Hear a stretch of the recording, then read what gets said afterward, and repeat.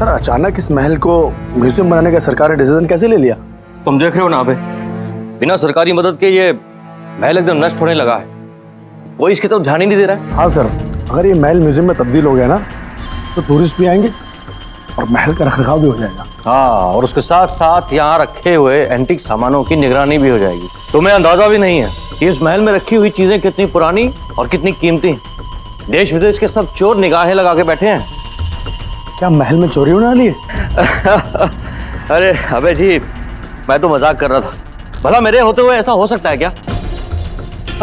मैं तो आपको फायदे गिनवा रहा था, महल के म्यूजियम बनने के फायदे। वैसे ये महल राजा विक्रमादित्य ने बनवाया था ना 16वीं शताब्दी में?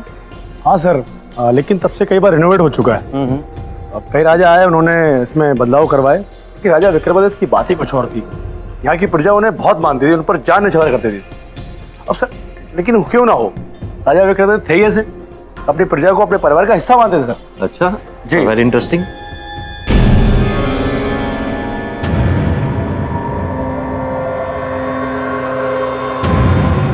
अबे जी, इस कमरे में क्या है और ये ताला क्यों लगा हुआ है? कुछ नहीं सर, पुराना सामान है सर, बाहर रखने की जगह नहीं थी इसलिए अंदर रख दिया सर। अच्छा, मैं देखना चाहता हूँ, खुलो इसे। अरे सर क्या करेंगे देख के सर, अब तक तो उसमें दीमक लगी हुई सर। अबे जी, इसलिए तो मैं आया हूँ यहाँ पर कि पुराने सामान को नया जैसा कर। चलिए खुलवाइए इसे।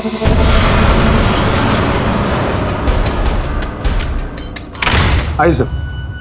ओह माय गॉड, लगता है सालों से किसी ने इस रूम की सफाई नहीं करवाई। मैं कल सुबह ही कुछ वर्कर का इंतजाम करता हूँ ताकि इस कमरे की साफ सफाई हो सके। अब चले वापस? अरे अभी अभी तो आए हैं, जरा सामान देख लेने दो। और ये सब क्या है? इतना सारा कीमती सामान जमीन पे बिखरा पड़ा है। अबे जी, ये हो क्या रहा है? सर मैं ठीक कर दूं सर, डोंट वरी सर। हाँ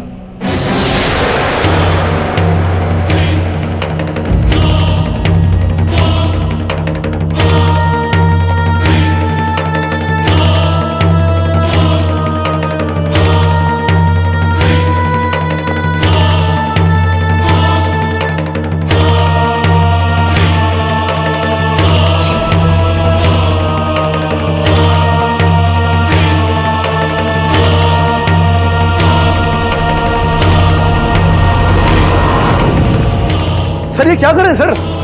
सर चलिए, चाय बन गई सर, ठंडी हो जाएगी सर। अबे जी, मुझे ठंडी चाय पीने में ही मजा आता है। अरे सर ये सर क्या कहा आपने सर? शापित खंजर है सर, शापित। अरे आप तो ऐसे घबरा रहे जैसे इस खंजर से मैं आपका गला काट दूंगा। सर ये मजाक की बात नहीं सर। सर ये कुंवर राजबुंदेला का खंजर है, जब भी खोप से बाहर आता है किसी न किसी मासूम का खून बहा देता है। आपको मुझे सुबह यहाँ पे पूजा करवानी होगी, कहीं ये खंजर आपकी जिंदगी में तूफान ना मचा दे। शाप तूफान। अबे जी, आप लगता है आज भी 16वीं सदी में जी रहे हैं। तो इस महल से बाहर निकलिए और देखिए दुनिया कहां से कहां निकल गई है। सर दुनिया चाहे कितनी आगे क्यों ना निकल जाए, लेकिन हमें कुछ चीजों को पीछे मुड़कर देख लेना चाहिए। शायद वो मौत की दस्तक दे रही हो और ये खंजर उन्हीं में से एक है। जब ये खंजर इस खोल से बाहर निकलेगा, इसकी प्यास तभी बुझेगी जब ये किसी का खून चखे। हम तो इंसान हैं, एक दिन मर जाए, मगर हमारे बदले की आग खंजर में हमेशा अमर रहे। सर ये खंजर रख दीजिए। अबे जी, आपकी इस कहानी पे एक अच्छी खासी हॉरर फिल्म बन सकती है और उसका नाम होगा प्यासा खंजर। आप हंस रहे हैं सर? आप जानते नहीं कि इसका अंजाम क्या हो सकता है। मुझे कल सुबह पंडित जी को बुलवाकर यह पूजा करवानी होगी कि आपने इस खूनी खंजर को नींद से जगा दिया। इसे दोबारा सुलवाना पड़ेगा। हाँ ठीक है भाई, कल सुबह सुला दीजिएगा। अभी चलते हैं और भी बहुत कुछ देखें। चलिए आइए।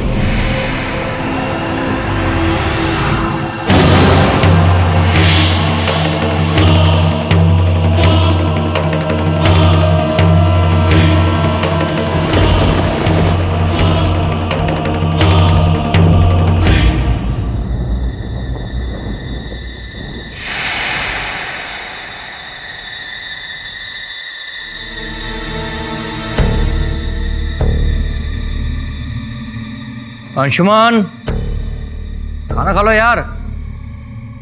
भैया बस 10 मिनट में आ रहा हूं। अरे क्या 10 मिनट यार, खा लो ना अभी। कितना लेट खाना खाता है।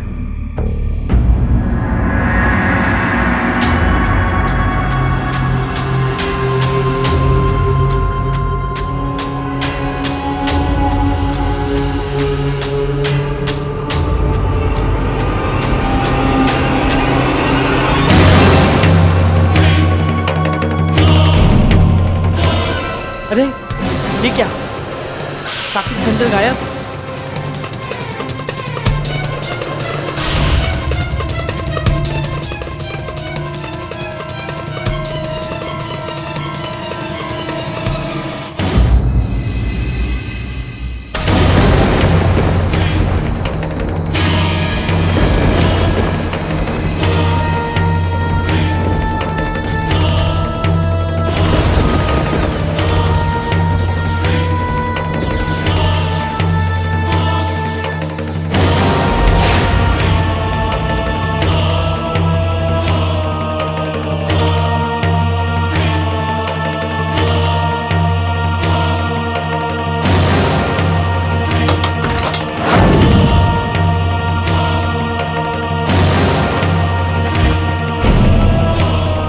कौन है?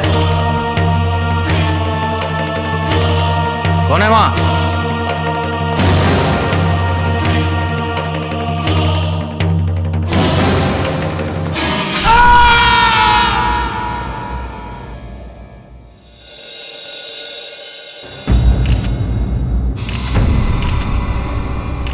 काफी गहरा घाव है, शायद खून किसी चाकू या फिर खंजर से किया गया लगता है।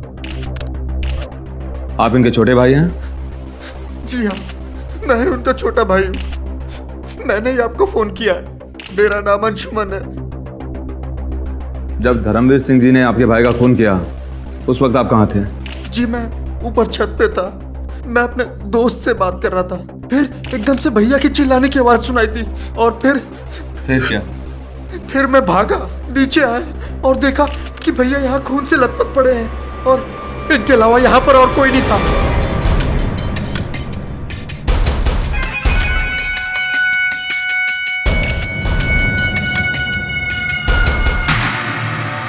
किस हथियार से खून किया आपने?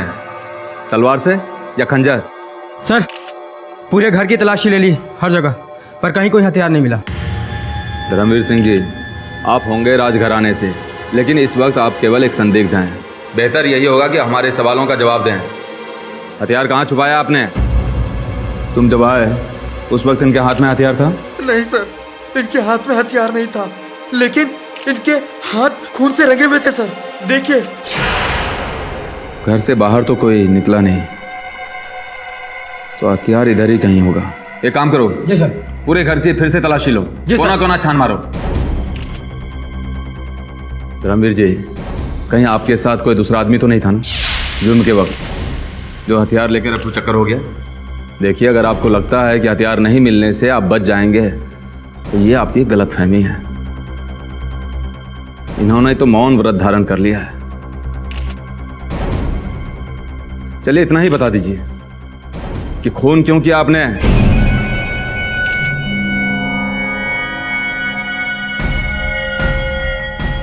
हम सिर्फ इतना जानते हैं इंस्पेक्टर कि यह खून हमने नहीं किया।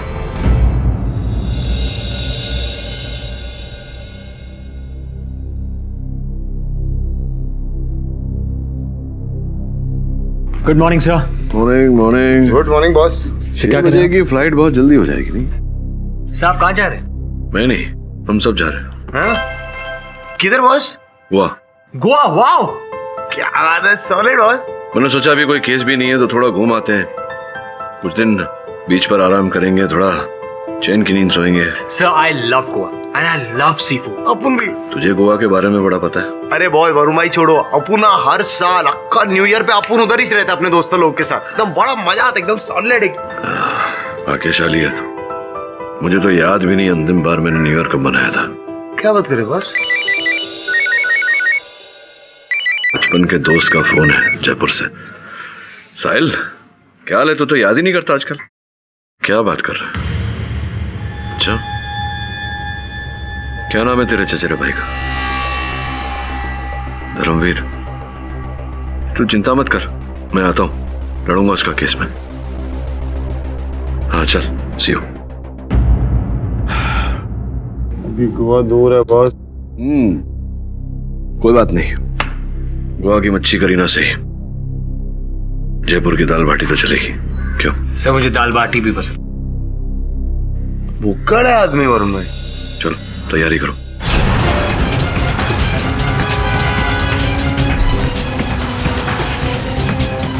जी नहीं केडी साहब, ये खून मैंने नहीं किया है। मैं तो आयुष्मान जी के पास ये दरख्वास्त लेकर पहुंचा था कि हमारे बुजुर्गों के इस महल को आम लोगों की नुमाइश का अड्डा ना बनने दें। तो आप नहीं चाहते थे कि वहां म्यूजियम बने? हम क्या, हमारे खानदान में कोई भी राजा ये बात नहीं चाहेगा। ये बात सोचकर भी हमारे बुजुर्गों की रूह कांप जाती होगी कि उनकी बनाई हुई चीज पर, उनके बनाए हुए उन आलीशान महलों पर सरकार तिजारत करे, लोग वहां आए, एक नुमाइश का सा माहौल बना रहे। तो स्पष्ट है कि आयुष्मान ने आपके इस निवेदन को ठुकरा दिया होगा। मेरे लाख समझाने पर भी उनके कान पर जूं तक नहीं रेंगी। मैंने उन्हें यहां तक भी कहा कि ये महल हमारे जैसे राजाओं की कमाई का आखिरी जरिया है, लेकिन बात उनको तब भी समझ नहीं आई। इसी बात को लेकर आप दोनों के बीच में वाद विवाद हुआ होगा और फिर परिस्थिति हाथ से निकल गई होगी। केडी साहब, आप मेरा यकीन कीजिए, माहौल जरूर गरमाया था, लेकिन हम ये नहीं चाहते थे कि उनके साथ ऐसा हो। The court is called to order. Your honour, case आईने जैसा साफ है।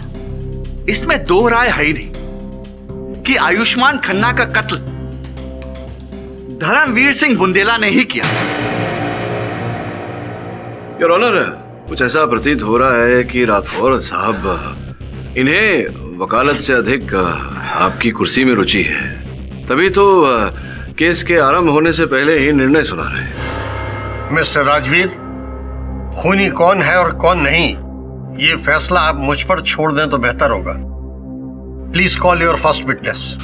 सॉरी ऑनर, परसों ठंडी आइसक्रीम हो गई, इसलिए।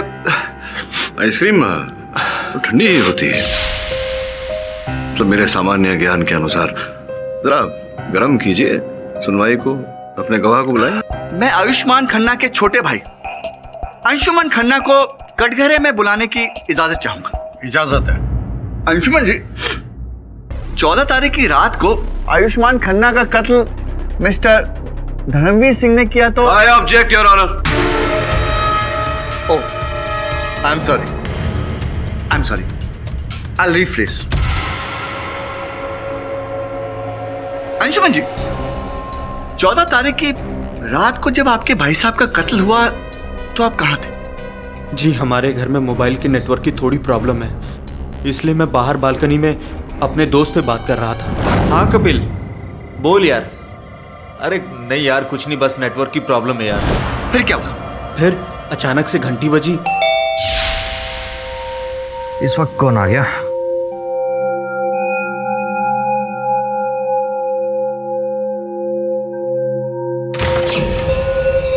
जी कहिए। बिना बताए आने के लिए माफी चाहता हूँ। इट्स ओके, आपकी तारीफ। हम धर्मवीर सिंह बुंदेला है। आपकी सरकार जिस महल को म्यूजियम में तब्दील करके उसे जनता की नुमाइश का अड्डा बनाना चाहती है, हम उसके मालिक हैं। ओह, आइए आइए, अंदर आइए, प्लीज कम।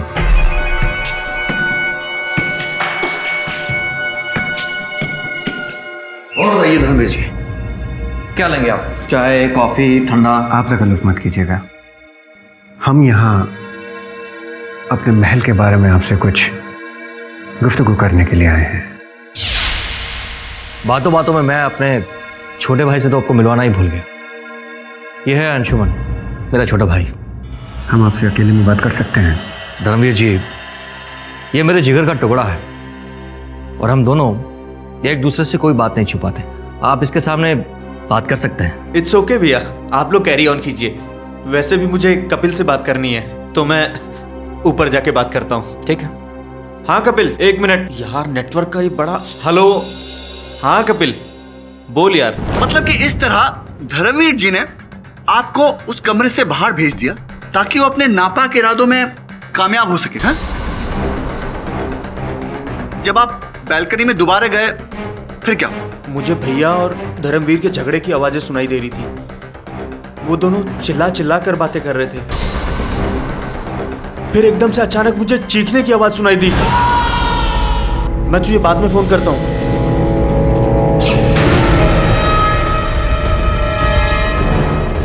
मार डाला, तूने मेरे भैया को मार डाला, तुमने। Hello hello police station, sir आप जल्दी से यहाँ आ जाइए, मेरे भाई का खून हो गया सर। आप एड्रेस नोट करिए सर, कातिल मेरे सामने है सर, आप जल्दी से आ जाइए सर।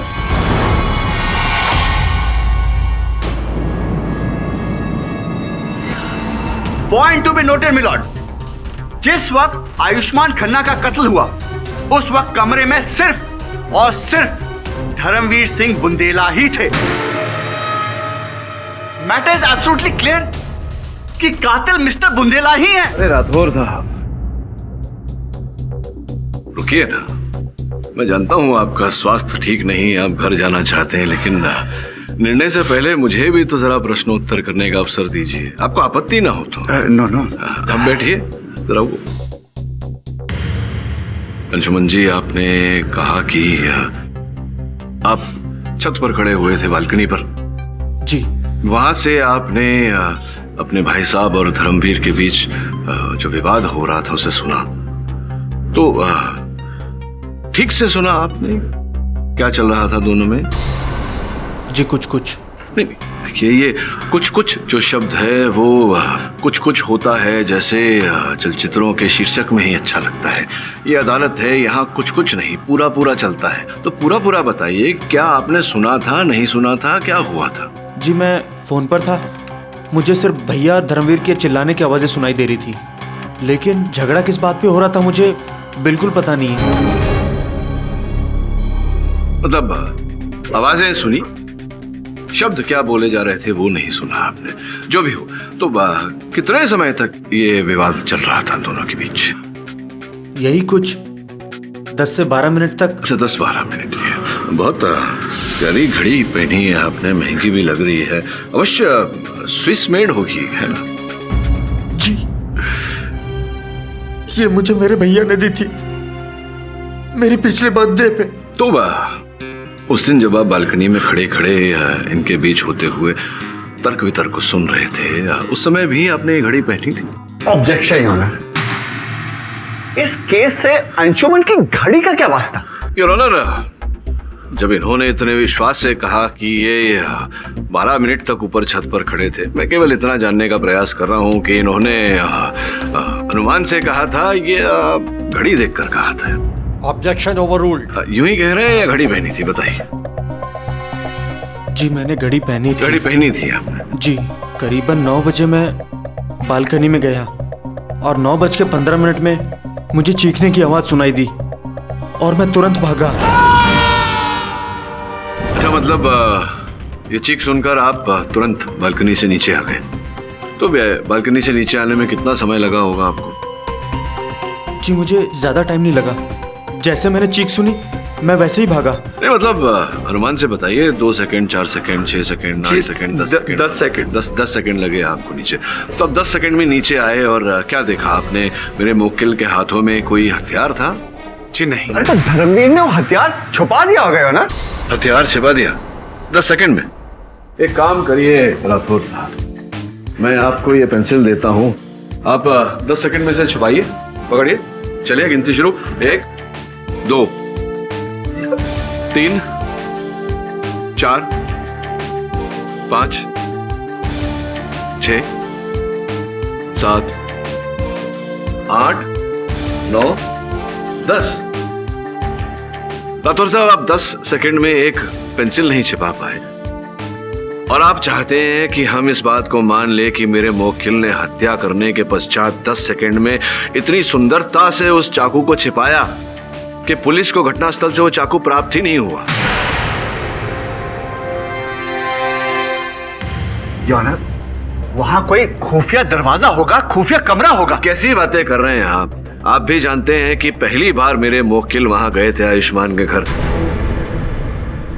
इन्हें कैसे पता चलेगा उनके घर में कहाँ खुफिया दरवाजा है, कहाँ खुफिया कमरा है? भाई तुम ही बताओ, क्या तुम्हारे घर में ऐसा कोई खुफिया कमरा है, कोई खुफिया दरवाजा है? जी नहीं। नहीं है your honour, no more questions. Mister Rajveer, आपको अंशुमन से कुछ और सवाल पूछने? योर ऑनर, अगर आपकी परमिशन हो तो बस अब मैं धर्मवीर जी से एक सीधा सीधा सवाल पूछना चाहूंगा। इजाजत है। Thank you honour. Dharamvir ji, एक सीधा सीधा सवाल है, आपने आयुष्मान का कत्ल क्यों किया? Objection your honour. राठौर साहब, मैं आपको बता देना चाहता हूं कि जब तक मेरे मौकिल पर लगा हुआ आरोप सिद्ध नहीं हो जाता, आप अपने शब्दों का चुनाव जरा सोच विचार कर कीजिए। Objection sustained. मिस्टर राजवीर, आप मिस्टर धर्मवीर से उतना ही पूछिए जितनी जरूरत है, उनको उकसाइए नहीं। धन्यवाद योर ऑनर। वकालत की किताब तो आपने पढ़ी ही होगी, जिसमें लिखा है कि जब तक आरोप सिद्ध नहीं हो जाता हर संदिग्ध निर्दोष होता है। पाठक जी, मैंने पढ़ा भी है और समझा भी है। फिलहाल तो मैं इनसे यह समझना चाहता हूँ कि ये आयुष्मान के घर गए क्यों थे? हम आयुष्मान जी से दरख्वास्त करने के लिए गए थे। आयुष्मान जी, वो जो हमारा महल है, हमारे बुजुर्गों की निशानी है, हमारा गौरव है, और हम चाहते हैं कि वो किसी भी तरीके से सरकार के अधीन ना हो और एक म्यूजियम में तब्दील ना हो जाए। I'm sorry, लेकिन मैं कुछ नहीं कर सकता। आप ये क्यों नहीं समझ रहे हैं कि वो महल हम राजाओं की धरोहर है, खानदान की धरोहर है। वो महल सिर्फ आपके खानदान की धरोहर ही नहीं, बल्कि पूरे देश की धरोहर है। एक हेरिटेज साइट है, और सबसे बड़ी बात, इस देश के टूरिस्टों और अन्य नागरिकों के लिए एक ज्ञान का भंडार है। और सबसे बड़ी बात धर्मवीर जी, आपने उस महल की देखरेख, उसका रख रखाव ठीक ढंग से किया ही नहीं। वो हमारा महल है, हम उसे जैसे चाहे रखें। सरकार कौन होती है दखलंदाजी देने वाली?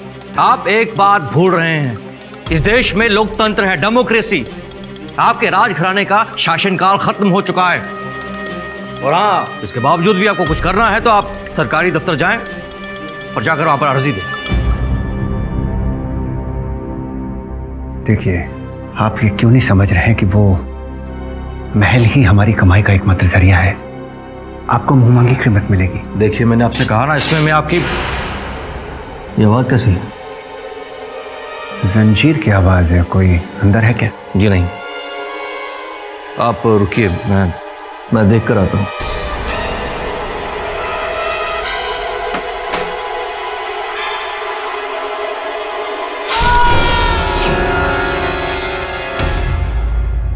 तो आप ये कहना चाहते हैं कि उस घर में आप तीनों के अलावा एक चौथा व्यक्ति भी था, जो कि कमरे में अंदर छुपा हुआ था? हाँ। आप प्लीज लेखक कभी मत बनिएगा, क्योंकि आप कहानियां बहुत ही खराब सुनाते हैं। पुलिस के मुताबिक उन्हें ऐसा कोई भी सबूत नहीं मिला है जो ये प्रूव करे कि वहां कोई चौथा व्यक्ति था। और एक ही दरवाजा था, तो आप किस बना पर कह सकते हैं कि खूनी कोई और था? योर ऑनर, उस समय अंशुमान घर पर ही था। हो सकता है कि ये कत्ल इसी ने किया हो। ये क्या बकवास कर रहे हैं आप? वो मेरा भाई ही नहीं, मेरे लिए भगवान था, और आज मैं जो कुछ भी हूँ सिर्फ उसी की वजह से हूँ। Order, order. मिस्टर अंशुमन, आपको बोलने का मौका दिया जाएगा, बैठ जाइए। बुंदेला साहब, आपने खुद कहा कि अंशुमन बालकनी में था, तो एक ही वक्त एक आदमी दो जगह कैसे हो सकता है? प्रोसिक्यूटर साहब, मगर ये भी मगर कुछ नहीं। योर ऑनर, मेरे पास ऐसे सबूत हैं।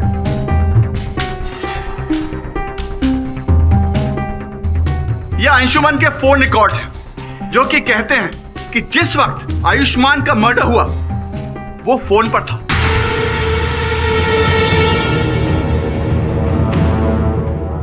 मैंने आज तक ऐसा कभी कोई केस नहीं देखा कि एक आदमी फोन पर हो और मर्डर कर रहा हो। ये मल्टीटास्किंग तो मुझे इम्पॉसिबल लगती है। योर ऑनर, सिंपल केस है। आयुष्मान ने इनकी बात नहीं मानी, इसलिए इन्होंने आयुष्मान का कत्ल कर दिया। और हथियार कहां गया? पाठक जी, हथियार कहकर और उसकी आड़ लेकर आप एक खूनी को बचा नहीं सकते। योर ऑनर, जैसा कि मेरे मुवक्किल ने कहा, संभावना है कि वहां कोई चौथा व्यक्ति रहा हो और हत्या करने के पश्चात वो हथियार को अपने साथ ले गया हो। अगर कोई चौथा आदमी होता तो उंगलियों के निशान नहीं मिलते पुलिस को क्या? हाँ, तो हत्या करते समय दस्ताने भी तो पहने जा सकते हैं। योर ऑनर, पाठक साहब सिर्फ अंदाजा लगा रहे हैं, इनके पास कोई फैक्ट्स नहीं है। लेकिन मेरे पास फैक्ट्स हैं, यह साबित करने के लिए कि आयुष्मान खन्ना के मर्डर के लिए एक ही आदमी के पास मोटिव था, और वो आदमी है मिस्टर बुंदेला, अपना महल बचाने के लिए इन्होंने हाथ पैर मारे, हाई कोर्ट तक गए। और यही बात साबित करने के लिए मैं चीफ आर्कियोलॉजिस्ट डॉक्टर व्यास को बुलवाना चाहूंगा। इजाजत है। शेखर जी, आप मिस्टर धर्मवीर को कब से जानते हैं? यही कोई पिछले 2 साल से, जब मैं अपने आर्कियोलॉजी डिपार्टमेंट की तरफ से इनके महल में कुछ रिसर्च के लिए गया था। जब मैं खुदाई कर रहा था, उस खुदाई के दौरान एक पुराना मंदिर मिला। तो आपका रिश्ता उनसे हलो हाय वाला है या कुछ दोस्ती खास है? देखिए, अब वक्त गुजरते गुजरते हम दोनों में अच्छी खासी दोस्ती हो गई थी। अच्छी खासी दोस्ती मतलब आपने एक दूसरे के सुख दुख भी बांटे होंगे? हाँ जी, बिल्कुल जाहिर सी बात है।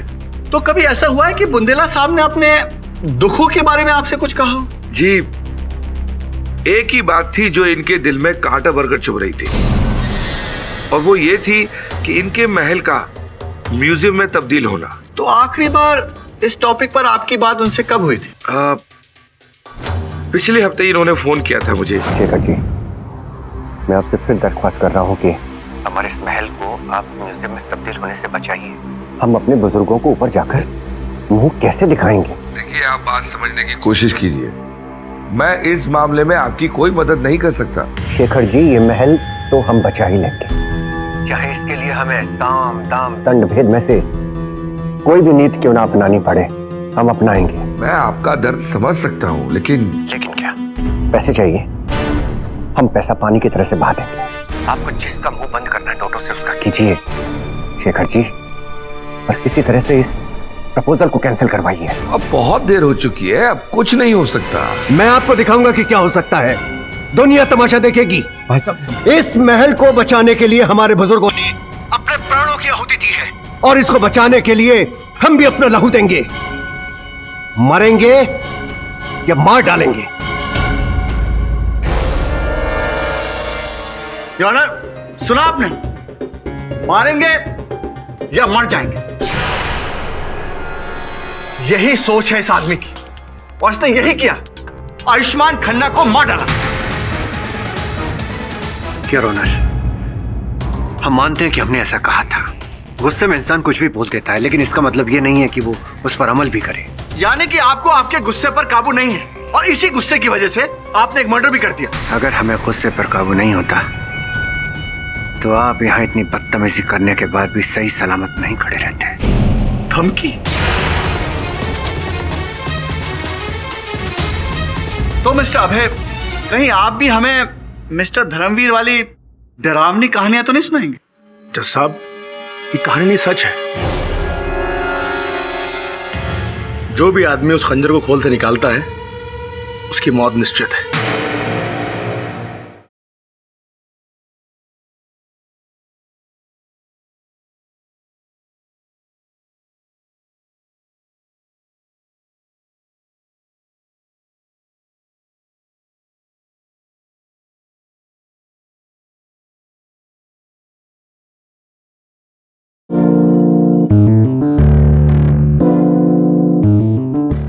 योनर, पब्लिक प्रोसिक्यूटर को धमकी?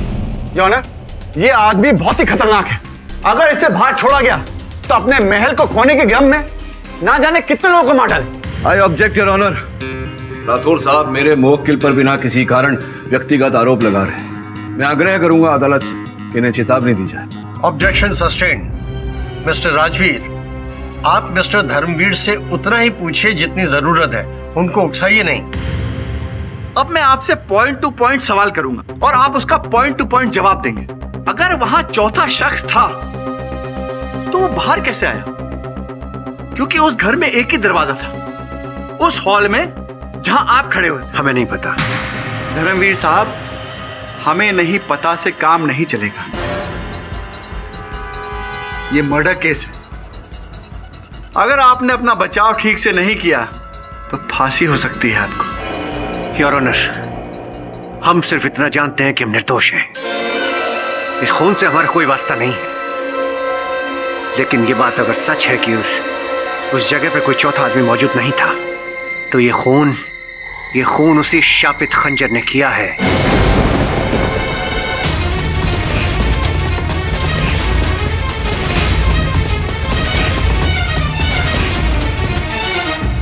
जो न जाने कितने सालों से अनगिनत लोगों की जान ले रहा है। क्या कहा आपने? शापित खंजर? जी हाँ, 100 साल पुराना शापित खंजर है वो। पिछले 50 सालों में न जाने कितने लोगों की जान ले चुका है। ये खंजर कुंवर राज सिंह जी का था। वो अपने इस खंजर से ऐसे ही प्यार करते थे जैसे जैसे कोई अपनी प्रेमिका को प्यार करता है।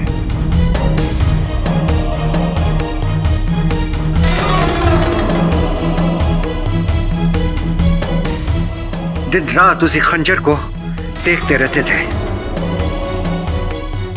लेकिन 13 जून 1910 को कुछ ऐसा हुआ। कुंवर साहब अपने घर में सो रहे थे और उन्हीं के एक दोस्त ने उनका खंजर चुराकर उन्हीं की छाती में घोंप दिया। कुंवर साहब तो नींद में ही खत्म हो गए, लेकिन उनकी आत्मा ने उस प्यारे खंजर का साथ कभी नहीं छोड़ा।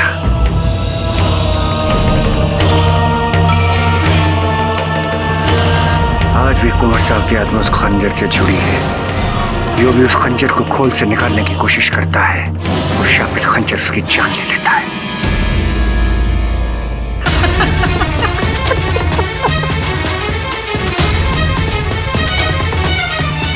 यार, दिस इज वेरी फनी। बचाव के लिए इनके पास और कोई स्टोरी नहीं बची तो भूत प्रेत की कहानी सुनाने लगे। ये कहानी नहीं, हकीकत है प्रोसिक्यूटर साहब। अगर आपको हमारी बात पे यकीन नहीं है तो आप ये बात अभय से पूछ सकते हैं। अभी अभय कौन है? अभय हमारे महल का केयरटेकर है। लगता तो नहीं कि आपके महल की कोई केयर कर रहा है, नहीं तो वो म्यूजियम में कन्वर्ट नहीं होता। योर ऑनर, मैं मिस्टर अभय को कटघरे में बुलवाना चाहूंगा। इजाजत है। तो मिस्टर अभय, कहीं आप भी हमें मिस्टर धर्मवीर वाली डरावनी कहानियां तो नहीं सुनाएंगे? जज साहब, ये कहानी नहीं सच है। जो भी आदमी उस खंजर को खोल से निकालता है उसकी मौत निश्चित है। और ये गलती आयुष्मान जी ने भी की थी। अरे सर, ये सर क्या कहा आपने सर? शापित खंजर है सर, शापित। अरे आप तो ऐसे घबरा रहे जैसे इस खंजर से मैं आपका गला काट दूंगा। सर ये मजाक की बात नहीं सर। मैं तो उन्हें श्राप से मुक्त करवाने के लिए अगले दिन सुबह हवन कराने वाला था कि उसी रात उनकी मौत हो गई। तो इसका मतलब अगर आपने सुबह उनका हवन करा लिया होता, पूजा करा ली होती, तो आयुष्मान की मौत नहीं होती? जी नहीं। Your honour, I am shocked कि आज के जमाने में इतना अंधविश्वास। वकील साहब, ये अंधविश्वास नहीं, इसका सबूत है मेरे पास। अच्छा, कैसा सबूत? दरअसल वकील साहब, कुछ साल पहले हमारे महल में एक लड़की पंजाब से आई थी। मेघना नाम था उसका। वो भी उस खंजर से वैसे ही आकर्षित हुई थी जैसे आयुष्मान हुए थे।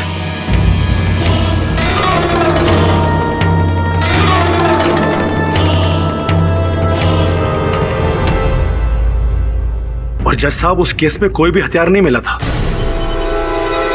अभय जी, आप ये कह रहे हैं कि आपका खूनी खंजर आपके महल से पंजाब गया, वहां उस लड़की का खून किया और वापस आपके महल में आ गया।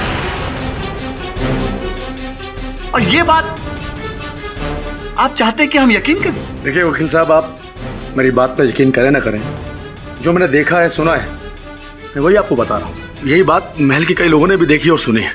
योर ऑनर, मिस्टर अभय ये बेतुकी बातें करके अदालत का वक्त बर्बाद कर रहे हैं। मैं रिक्वेस्ट करूंगा कि मैं अपना दूसरा गवाह बुलाऊं। एक मिनट रुकिए जरा। आपको आपत्ति ना हो तो एक आध प्रश्न मैं भी पूछ लेता। लगता है आपको डरावनी कहानियों में दिलचस्पी है। दो चार आप भी सुन लीजिए। राठौर साहब, क्या कहानी है और क्या वास्तविकता, ये निर्णय न्यायाधीश महोदय को करने दीजिए। अभय जी, जिस समय आयुष्मान जी की हत्या, अगले दिन मैं स्टोर रूम पे ये देखने के लिए गया कि खंजर वहां पर है कि नहीं। खंजर वहीं पे था।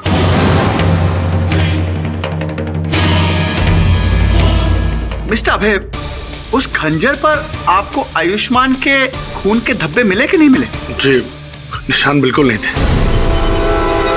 Very interesting.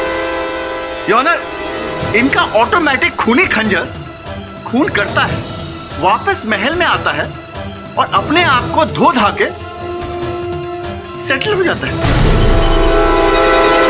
काश ऐसा खंजर मेरे पास होता, मैं उस पर बैठता और उड़कर स्विट्जरलैंड चला जाता। नाक बह रहा है आपका, स्विट्जरलैंड जाएंगे तो कुल्फी जम जाएगी नाक में।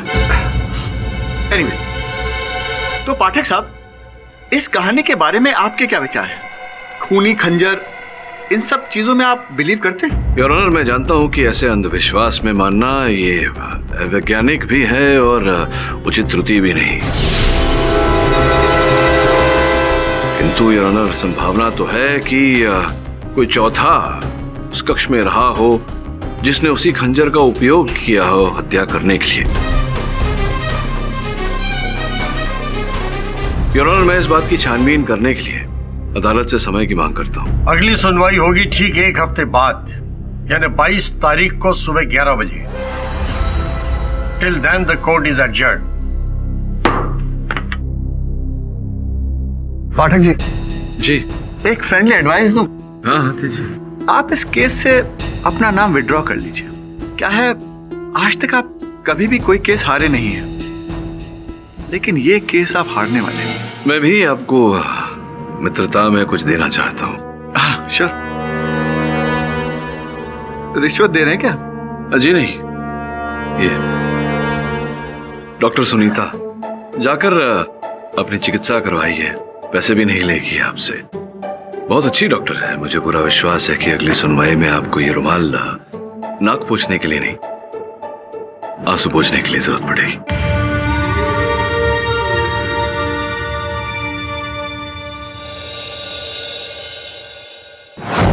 कम इन। डॉक्टर वशिष्ठ। अरे आओ आओ केडी, क्या बात है? क्या हाल है? काफी फिट लग रहे हो। जिमिंग शिमिंग काफी जोरों से चल रही लगता है। हाँ डॉक्टर साहब, अब क्या करें, मैं तो हमेशा से कहता हूँ कि व्यायाम करने से न केवल शरीर की तंदुरुस्ती लेकिन मन भी तंदुरुस्त रहता है। और एक तेज दिमाग शातिर वकील का सबसे बड़ा हथियार होता है। और तुम्हें कुछ ऐसी बात बताएं जिससे तुम्हारे पास एक और शातिर हथियार मिल जाए, जिससे कोर्ट में तुम अपनी दलील अच्छी तरह पेश कर सको। यह है आयुष्मान की फॉरेंसिक रिपोर्ट, जिसको देखने से लगता है कि उसके छाती के घाव में कुछ केमिकल्स पाए गए हैं, जिसका इस्तेमाल ब्रास और कॉपर के मेटल पॉलिशिंग में किया जाता है। इसका अर्थ ये हुआ डॉक्टर साहब कि जब हत्या की गई उसके कुछ समय पहले ही उस हथियार को पॉलिश किया गया था। एग्जैक्टली। और कोई विशेष जानकारी उस हथियार के बारे में? देखो केडी, आयुष्मान की छाती का घाव का जो मैंने माप लिया, उसके बाद जो इस तरह का हथियार इस्तेमाल किया गया होगा, एक ऐसा खंजर जो लगभग 10 इंच लंबी और 2.5 इंच चौड़ी होगी।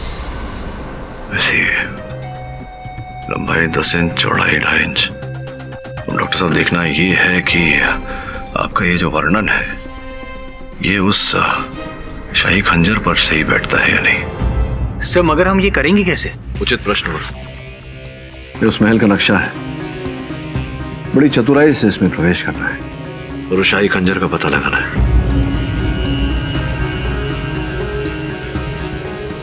सर, एक आइडिया है।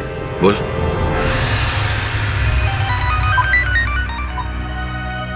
हेलो। बीड़ू? कौन बीड़ू? भाई साहब, आपने गलत नंबर डाल दिया है। अरे तू बीड़ू रे, अपू ने एकदम सही नंबर मिलाया है। अपू म्यूजियम के डायरेक्टरेट से बोल रहे हैं। पकिया कैसा रे? पकिया? ये कैसा नाम है? तेरे को अपन का नाम पसंद नहीं आया, अपन चेंज करे। अपन अपने आई को बोलेगा, लेकिन बाद में। पहले तो अपन की बात सुन। मैं बोला ना, अपन कहां से बोल रहे हैं? म्यूजियम डायरेक्टरेट से। ये म्यूजियम डायरेक्टरेट में टपोरी कब से काम करने लगे? खैर, बोलिए। आप सुन, अपन अपने बच्चे को तेरे पास भेज रहा है, रोकी। वो जर्नलिस्ट है, वो जो तेरे से सवाल पूछे उसका सीधा सीधा जवाब देने का, जो करने को बोले वो करने का। ठीक है। चल चल चल, अब अपन रखता है। नमस्ते तल। तल, मेरा नाम लॉकी है। मुझे पकिया ने आपके बारे में बताया था। किस अखबार के लिए लिखते हैं आप? तल, मैं अखबार के लिए नहीं लिखता, मैं मैगजीन के लिए लिखता हूँ। आप एक काम कीजिएगा, आप उसका अगला एडिशन मुझे भेज दीजिएगा, मैं जरूर पढ़ना चाहूंगा, जिसमें आप इस महल के बारे में लिख रहे हैं। दलूल सर, दलूल। तब मैं वो कॉपी आपको पर्सनली कोरियर करूंगा, ठीक है? तब मैंने आपके इस महल के शापित खंजर के बारे में बहुत सुना है सर। मुझे उसका एक फोटो खींचना है सर। सर आप हमारे लीडर्स के लिए। नहीं, आप यहाँ किसी की भी फोटो ले लीजिए, लेकिन मैं उस शापित खंजर की फोटो नहीं लेने दूंगा। सर मेरे करियर का सवाल है सर। मेरे एडिटर ने बोला कि अगर मैं शापित खंजर का फोटो खींच कर लाऊंगा तो मेरा प्रमोशन कर देगा। प्लीज सर मान जाइए ना सर, प्लीज एक अच्छा बार। ठीक है, लेकिन मेरी एक शर्त है। कौन सी शर्त? आप उस खंजर को छुएंगे नहीं। तो मैं उस खंजर को हाथ क्यों लगाऊंगा? मुझे तो उसकी फोटो खींचनी है, उसके साथ खेलना थोड़ी है। और दूसरी शर्त, उस खंजर को आप खोप से बाहर नहीं निकालेंगे। नहीं सर, मैं उस खंजर को खोप से बाहर नहीं निकालूंगा। मैं जानता हूँ अगर वो खंजर बाहर निकला तो किसी ना किसी का खून बहना तय है। ये तुम्हें कैसे पता? सर मैंने आपको बोला ना, मैंने उस शापित खंजर के बारे में सुना है। ठीक है,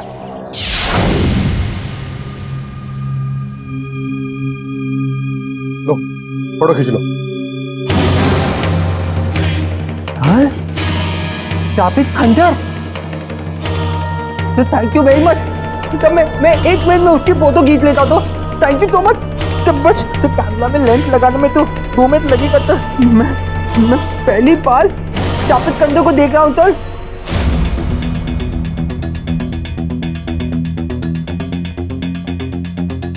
हो गया, तो हो गया, लग गया। जल्दी खींचो भाई। बस तो मैं 2 मिनट में फोटो खींच लेता हूँ। सर ये फोन बिना कभी भी आ जाता है। सुनो, तो जल्दी फोटो खींचो, मैं भी आ रहा हूँ। और हाँ, तो छूना मत। सर मैं बिल्कुल नहीं दूंगा, तो मैं बिल्कुल नहीं दूंगा सर।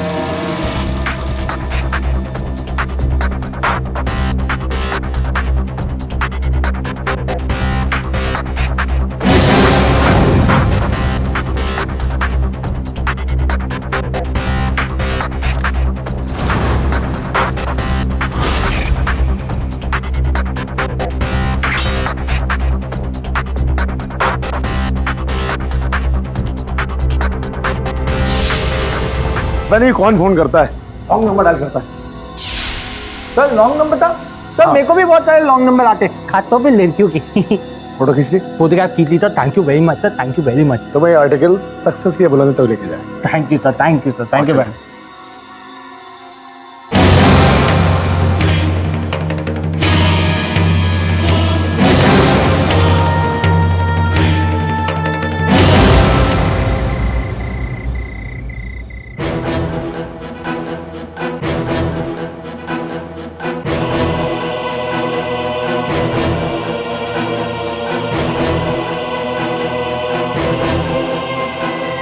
जो भी उस खंजर को खोल से निकालने की कोशिश करता है, वो शापित खंजर उसकी जान ले लेता है।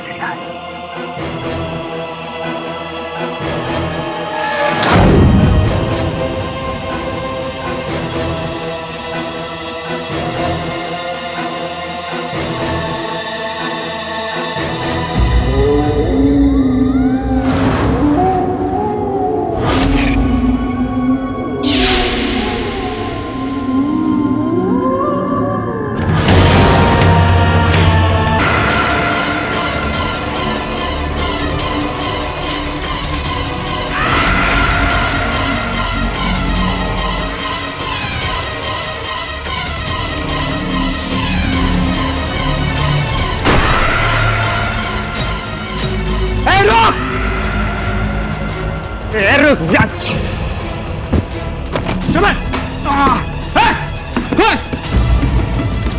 और भाई कौन था वो आदमी? नहीं देख सका, लग गया अपन के और भाई।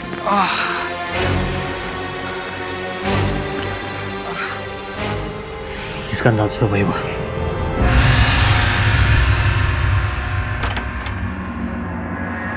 सर क्या आप मुझे सुन सकते हैं? हाँ वरुण, सुन भी रहा हूँ, देख भी रहा हूँ। अब पता चल जाएगा कि हत्या शाही खंजर से हुआ है या नहीं। Sir please shahi word use मत कीजिए। क्यों? सर मुझे शाही पनीर की याद आ जाती है और शेफ वाली शाही पनीर माइंड ब्लोइंग बनाती है। चल ठीक है, ये केस सुलझते ही मैं तुझे शाही दावत खिलाऊंगा। सर ये देखिए, सर ये है वो जगह जहाँ पर मैंने इस खंजर के डिब्बे को बंद करने के बाद रंगोली का पाउडर रखा था। जरा देख वो पाउडर अभी भी है या नहीं।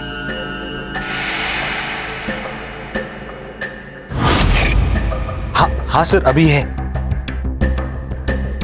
इसका अर्थ ये होता है कि वो डब्बा खुला नहीं, ना ही खंजर बाहर निकला।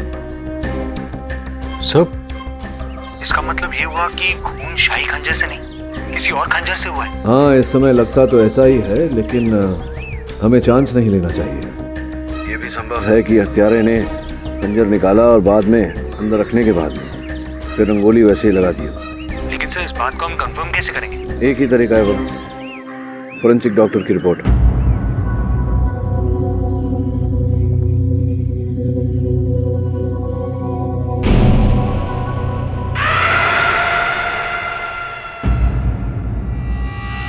कुछ समझ में आ रहा है मुझे। ये हत्याएं बहुत ही सोची विचारी षड्यंत्र के तहत की गई। सर आपको पता चला कि खून शाही खंजर से हो रहे हैं या फिर किसी और से? तूने वो पिक्चर देखी सीता और गीता? ऑफ कोर्स सर, देखिए। और वो दूसरी वाली राम और श्याम? नहीं सर, राम और श्याम नहीं थी। आपू ने देखी बॉस? सॉलिड पिक्चर एकदम।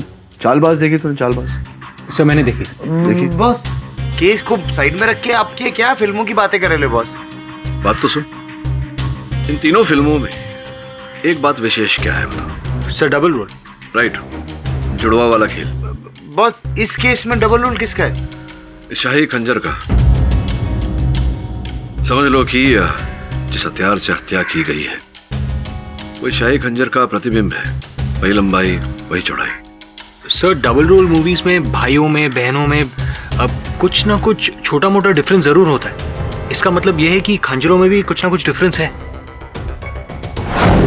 यह है आयुष्मान की फॉरेंसिक रिपोर्ट, जिसको देखने से लगता है कि उसके छाती के घाव में कुछ केमिकल्स पाए गए हैं, जिसका इस्तेमाल ब्रास और कॉपर के मेटल पॉलिशिंग में किया जाता है। अंतर है दोनों में। शाही खंजर वहां बड़े बड़े जंग खा रहा है और जिस हथियार से हत्या की गई वो पॉलिश की गई थी। अगर शाही खंजर से हत्या की गई होती तो अंशुमन के देह में, उसके मृत शरीर में जंग के अंश पाए जाते, लेकिन नहीं। उसके मृत शरीर में फोरेंसिक्स को वो रसायन प्राप्त हुआ है जिससे वो जुड़वा खंजर पॉलिश किया गया था। समझ में आ रही तुझे बात? सर इसका मतलब ये हुआ कि जब शाही खंजर के डुप्लीकेट से खून हो रहा था तो उसी वक्त किसी ने महल से शाही खंजर को गायब कर दिया। समझ गया तू तो। इसी प्रकार से रचा गया है ये अंधविश्वास का खेल। इस केस में दो मुजरिम हैं, एक जो खून कर रहा है और दूसरा वो जो खून होते वक्त शाही खंजर को गायब कर देता है। सर मेरा शक तो अभय पर है और कोई हो ही नहीं सकता जो शाही खंजर तक पहुंच सके। ना ना ना ना वरुण भाई ना। अरे वो चोमू जैसा बहुत भोला आदमी है, अपन को बहुत डिसेंट आदमी लगता है। क्यों बॉस? अरे बॉस अपन को क्या लगता है मालूम? अपन को लगता है जरूर कोई और है जिसको मालूम है कि उसके ऊपर तो कोई शक करेगा ही नहीं कि जैसे कुछ काम खराब हुआ इल्जाम किस पे आएगा? अबे पे उसी ने पंगा लिया है बॉस। जो कोई भी है अब अधिक समय तक बचेगा नहीं। क्या है कि जब कोई पहेली उलझ जाती है उसे सुलझाने के लिए फिर वहीं चले जाना चाहिए जहां से पहेली शुरू हुई थी। अभय का घर।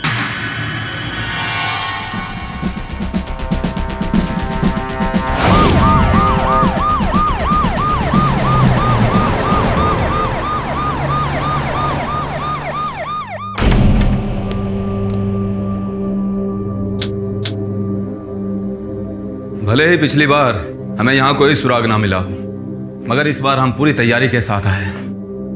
अब वो कातिल बच नहीं पाएगा। आई होप सो इंस्पेक्टर साहब, लेकिन इस बार आप ऐसा क्या करने वाले हैं जो आपने पिछली बार नहीं किया? प्रदीप, ये क्या है? ल्यूमिनॉल। इसका इस्तेमाल हम लोग अपने इन्वेस्टिगेशन में करते हैं, ये देखने के लिए कि क्राइम स्पॉट पे कहीं खून के दाग धब्बे वगैरह साफ तो नहीं किए खूनी ने। हाँ, इसके बारे में मैंने एक केस में पढ़ा था। डिटेक्टिव ने इसी स्प्रे का इस्तेमाल करके खूनी को पकड़ा था। अब इस कमरे में जितने भी मेटल के सामान हैं हम उसे अलग करेंगे, फिर उस पर ये स्प्रे छिड़का जाएगा। मेटल का रंग अगर हरा हो जाता है तो समझ लीजिए कि उस पर खून लगा हुआ था। गुरविंदर सिंह सर, सारा सामान इकट्ठा करो।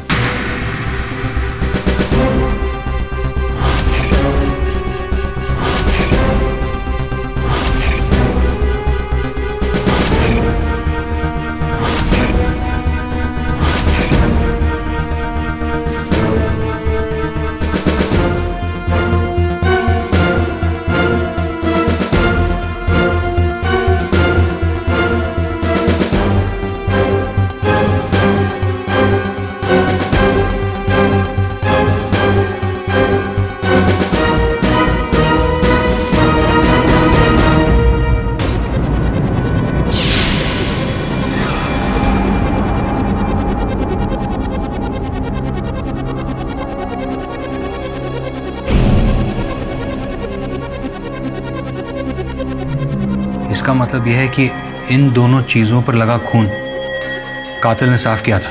जी हाँ, इस पेंटिंग पे और इस डब्बे के हैंडल पे उड़कर आया होगा आयुष्मान जी का खून।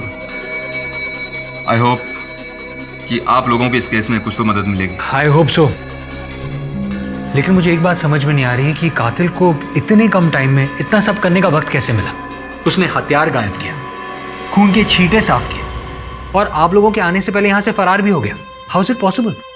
कहीं धर्मवीर जी का दावा सही तो नहीं है? हो सकता है आयुष्मान जी के भाई अंशुमन ने ही। योर ऑनर, उस समय अंशुमान घर पर ही था। हो सकता है कि ये कत्ल इसी ने किया हो। ये क्या बकवास कर रहे हैं आप? देखिए सर, मैं पहले से ही बहुत परेशान हूं। मैं अपने भाई के खून के सदमे से निकल नहीं पाया हूं और आप मुझे और परेशान कर रहे हैं। देखिए, आपको दुख देने की मंशा नहीं थी मेरी। मैं केवल आपके भाई के हत्यारे को पकड़वाना चाहता हूं, उसे दंड दिलवाना चाहता हूं।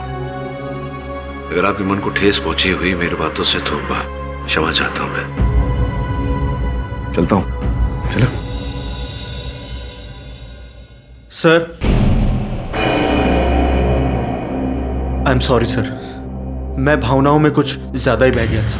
कोई बात नहीं, किसी अपने को इस प्रकार से खो देने का दर्द मैं समझता हूं। आप पूछिए सर, आपको जो भी पूछना है। जब तक मैं अपने भाई के कातिल को फांसी के फंदे पर नहीं पहुंचाता, मैं चैन की सांस नहीं लूंगा। पुलिस के अनुसार हत्यास्थल पर, उस कमरे में, उस कक्ष में खून के छींटे पाए गए थे। जी सर। इतना तो स्पष्ट है कि हत्या वहीं हुई थी। प्रश्न ये उठता है कि हत्यारा अचानक गया कैसे। मेरा अनुमान है कि वो घर को छोड़कर बाहर तो नहीं गया होगा, घर के अंदर ही कहीं छिपा होगा। सर, खूनी यहाँ कैसे छिप सकता है? संभव तो है, अगर घर के सामान में, जैसे कि अलमारी इत्यादि में जगह हो, तो किसी का छुपना संभव है। सामान में sir?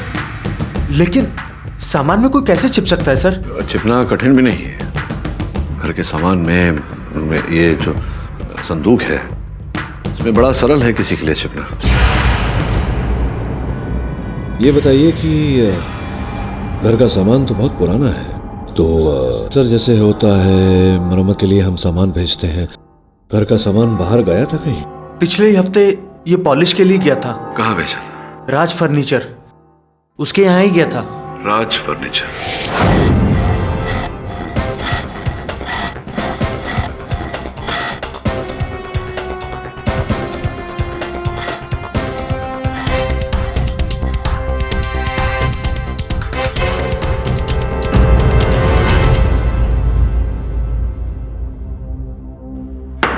The court is called to order.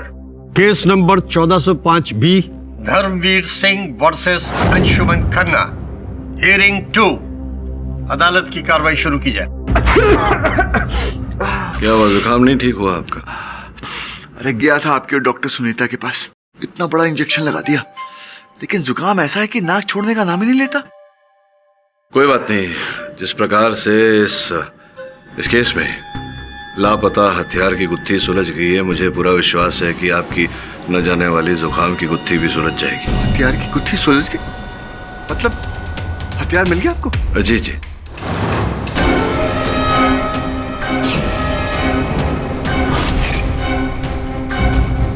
तो दिखाइए, कहाँ है? योर ऑनर, आपकी अनुमति हो तो। इजाजत है।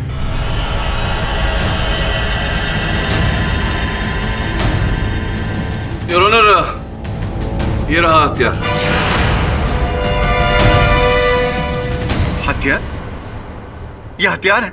योर ऑनर, मुझे लगता है कि केस हारने के गम में मेरे दोस्त का मानसिक संतुलन खो गया है और वो भूल गए हैं कि एक कोर्ट रूम है, कोई कॉमेडी का स्टेज नहीं। प्रोसिक्यूटर साहब, सर्वप्रथम तो इस केस का निर्णय जज साहब को करने दीजिए। आप और मैं तो कर नहीं सकते। द्वितीय, ये जो साक्ष्य मैं प्रस्तुत कर रहा हूँ अदालत में, इसका मजाक न उड़ाए तो अच्छा रहे। कौन सा सबूत, कौन सा हथियार? इस डब्बे और इस पेंटिंग से हुआ है खून। ये तुम क्या कह रहे हो केडी? फॉरेंसिक रिपोर्ट के मुताबिक खून तो खंजर से ही हुआ था ना? जी योर ऑनर, और वो खंजर इन्हीं वस्तुओं में छिपा हुआ है। पाठक साहब प्लीज, कभी आप कहते हैं कि खंजर से हुआ है, कभी आप कहते हैं कि इस डब्बे से हुआ है, इस पेंटिंग से हुआ है। Why don't you stick to one thing? आप बार बार अपने आप को कॉन्ट्रडिक्ट क्यों कर रहे हैं? I am not contradicting myself.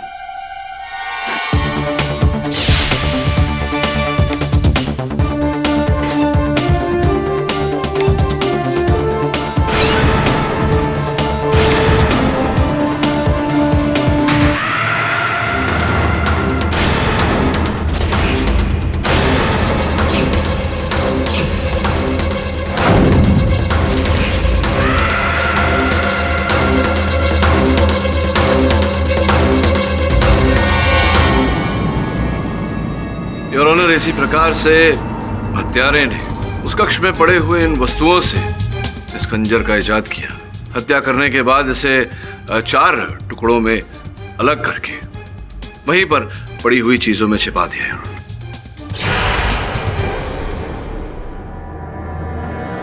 Your honour, ऐसा तो वही व्यक्ति कर सकता है जिसे आयुष्मान जी के कक्ष में रखी हुई वस्तुओं का ज्ञान हो। और जहां तक हमें पता है, मेरे मुवक्किल तो वहां प्रथम बार गए थे, इन्हें उस घर का कोई ज्ञान नहीं था।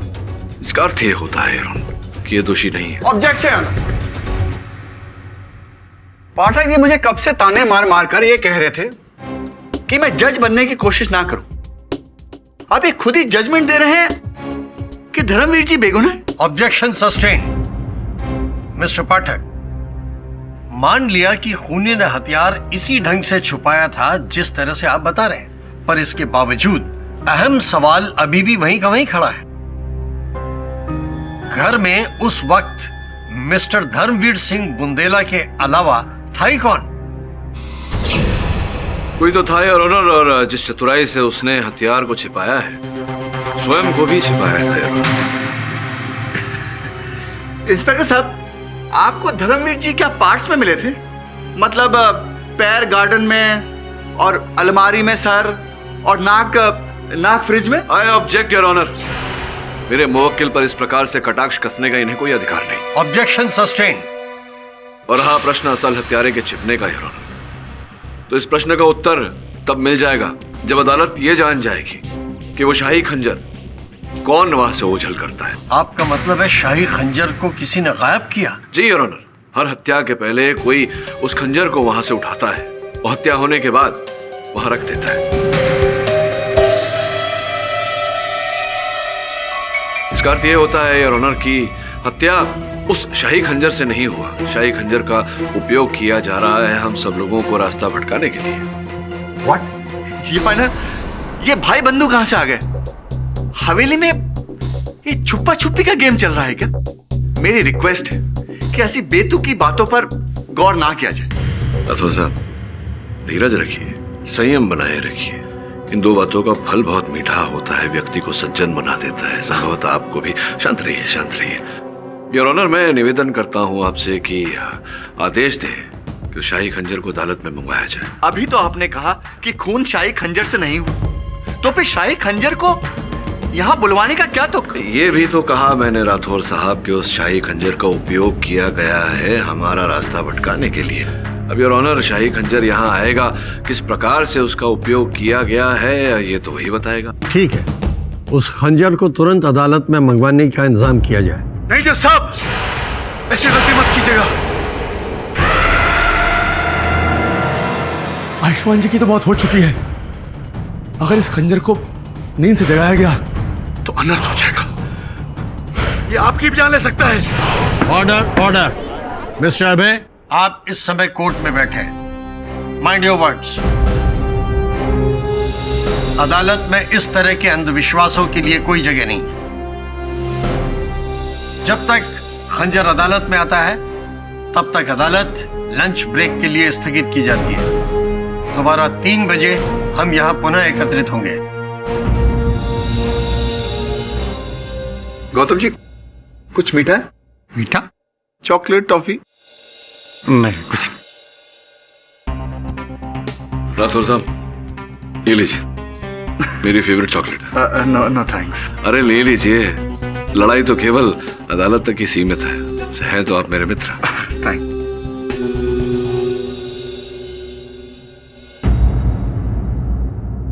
अदालत की कार्रवाई शुरू की जाए। योर ऑनर, मैं शाही खंजर अदालत में मंगवाने की अनुमति चाहता हूँ। अनुमति है।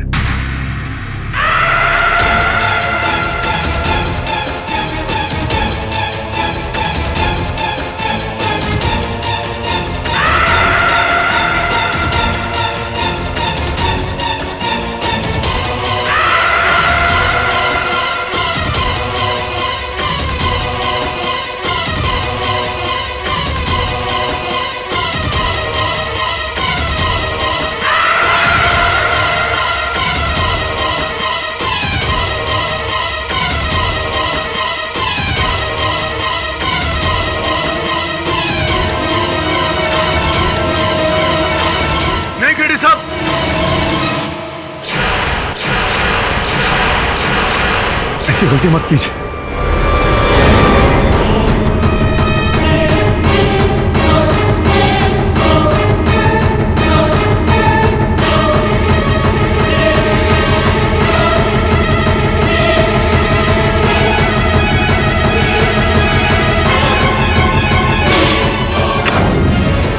अब बताइए, मेरे जीवन में शेष कितना समय बचा है?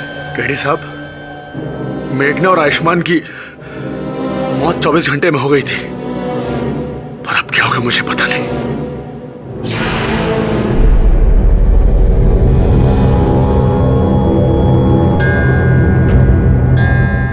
The time is up.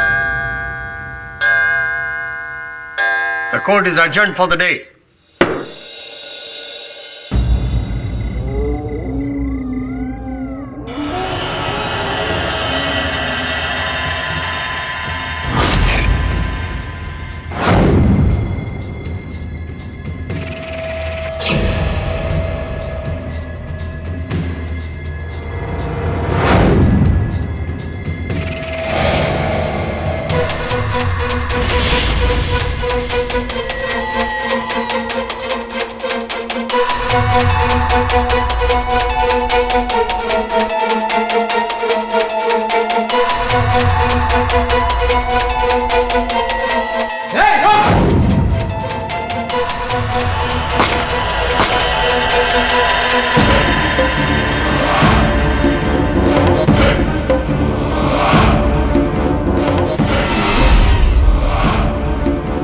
साहब, ये आदमी था क्या भूत था?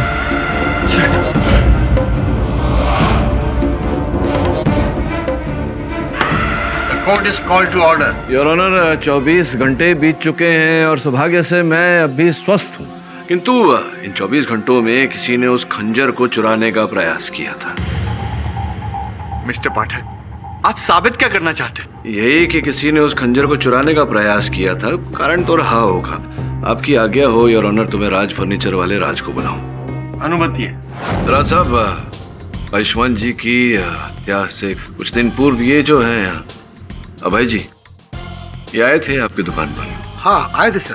क्या कारण था? क्या क्या चाहिए था इन्हें? कुछ पुराने फर्नीचर की पॉलिशिंग करानी थी इन्हें, और उस फर्नीचर की मॉडिफिकेशन भी करवानी थी। मॉडिफिकेशन अर्थात फेर बदल करना चाहते थे फर्नीचर में? यही फर्नीचर था, देखिए। हाँ सर, यही है। अब न्यायाधीश महोदय को बताइए कि किस प्रकार का फेर बदल करना चाहते थे। इन सब सामान की शेप हल्की सी चेंज करवाई। शेप हल्की सी चेंज, ताकि वो खंजर खोल के वहाँ छुपा सके। खैर, ये बताइए और क्या? इन्होंने मुझे अलमारी में एक खास किस्म की जगह बनाने के लिए कहा था। कैसा स्थान, मतलब क्यों? जरा विस्तार में समझाइए। अलमारी के अंदर एक बड़ी जगह है। बड़ी जगह? जहाँ पे कीमती सामान वगैरह रखा जा सके, गुप्त जगह। अच्छा, गुप्त जगह, तो ताकि कुछ हो वहाँ तो वो जगह दिखाई ना दे। इन्होंने कहा था कि अगर घर में कभी कोई चोरी हो तो चोर की नजर नहीं पड़नी चाहिए अलमारी के उस हिस्से पर। बड़ी जगह थी, मतलब अभय जी स्वयं उसमें फिट आ सकते थे। हाँ? वो काफी बड़ी जगह बनवाई। बड़ी जगह। बैठिए। योर ऑनर, मैं अभय जी को वापस बुलाना चाहूँगा। इजाजत है।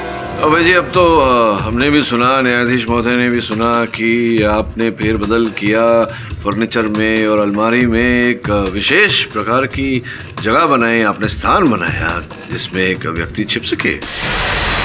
मुझे माफ कर दीजिए सर। मैं मानता हूं कि मैंने गुनाह किया है, लेकिन मैंने खून नहीं किया।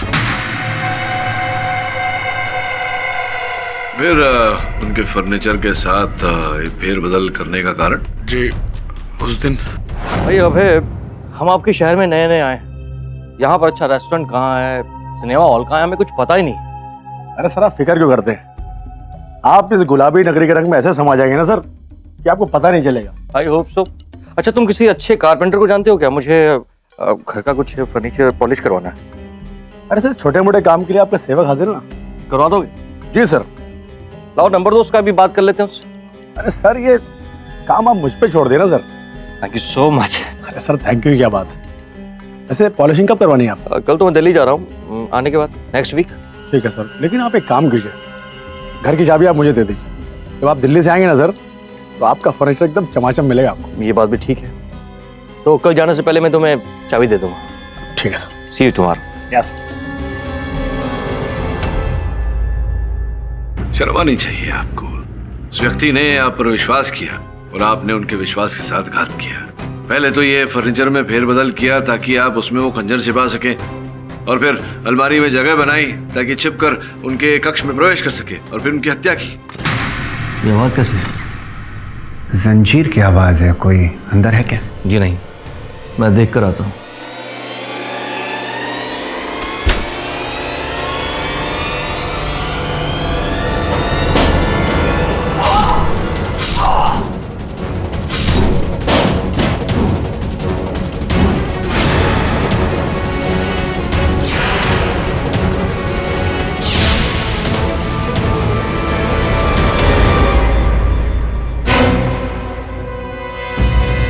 नहीं सर, मैं मानता हूं कि मैंने फर्नीचर में गड़बड़ी करवाई थी, लेकिन मैंने आयुष्मान जी का खून नहीं किया। देखिए अभय जी, अब झूठ बोलने का कोई लाभ नहीं है। सारे पत्ते आपके खुल चुके हैं। नहीं जज साहब, मेरा यकीन कीजिए, मैंने खून नहीं किया। सच तो ये है कि आप ही ने ये मनगढ़ंत कहानी बनाई थी इस शापित खंजर की, क्योंकि आप ही जाते थे वहां स्टोर रूम में, वहां से कीमती सामान चुराते थे, और आप नहीं चाहते थे कि इस बारे में कोई आपसे प्रश्न करे। वकील साहब, मैं मानता हूं मैंने चोरी की, लेकिन मैंने खून नहीं किया। वकील साहब, मैंने खून नहीं किया। आपने हत्या नहीं की तो फिर किसने की हत्या? कौन है हत्यारा? अरे बोलिए, कौन है हत्यारा? माफ करना शेखर जी, अब मैं आपको और नहीं बचा सकता।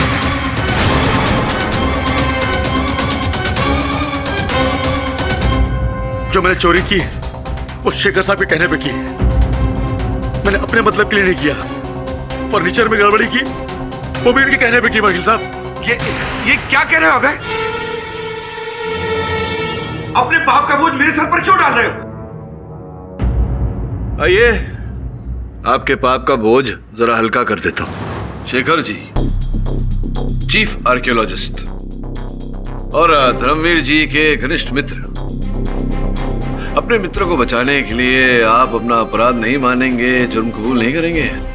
मैंने कोई गुनाह नहीं किया। ये अभय झूठ बोल रहा है। नहीं वकील साहब, मैं झूठ नहीं बोल रहा हूं।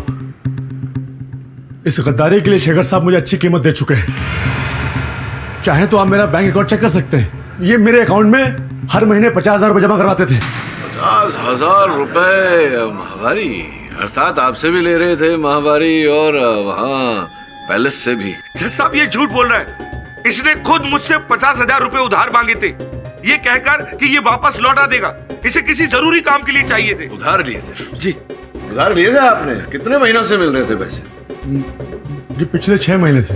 6 महीनों से? 6 महीनों से आप 50,000? ये तो सोचने वाली बात है योर ऑनर कि अगर कोई व्यक्ति किसी से उधार मांगता है तो एक बार मांगेगा, 2 बार मांगेगा, किंतु आप तो 6 महीने से लगातार 50,000 रुपए दिए जा रहे हैं।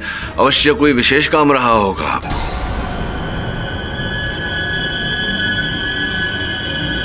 जज साहब, जिंदगी ने हमेशा से ही मेरे साथ अन्याय किया है, कभी भी मेरे साथ न्याय नहीं किया।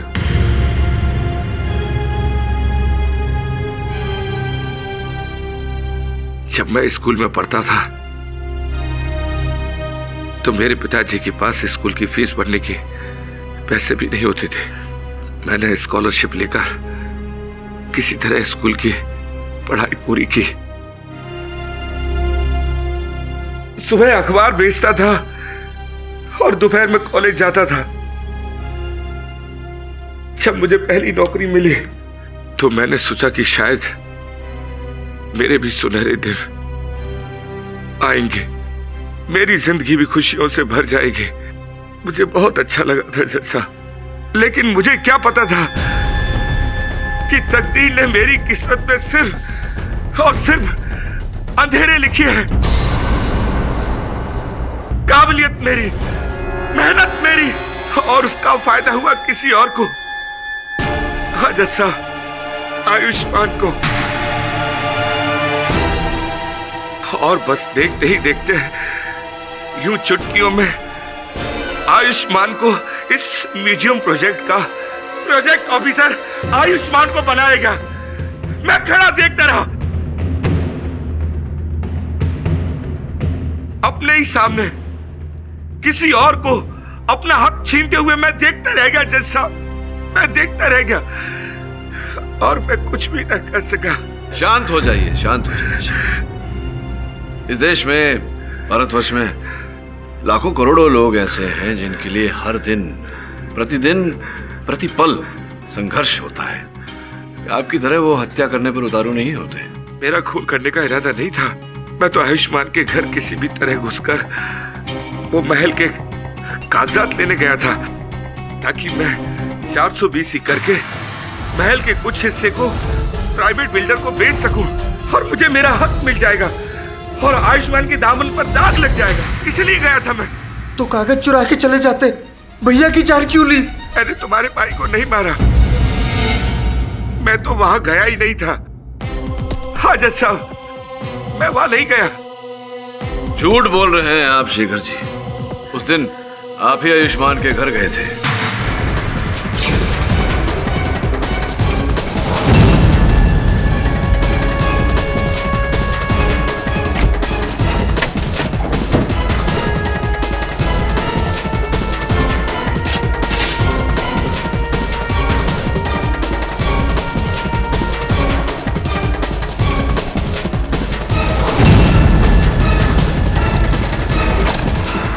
आप ये क्यों नहीं समझ रहे हैं कि वो महल ही हमारी कमाई का एकमात्र जरिया है? देखिए, मैंने आपसे कहा ना, इसमें मैं आपकी ये आवाज कैसी है? कोई अंदर है क्या? जी नहीं, मैं देख कर आता हूँ। कौन है? कौन है?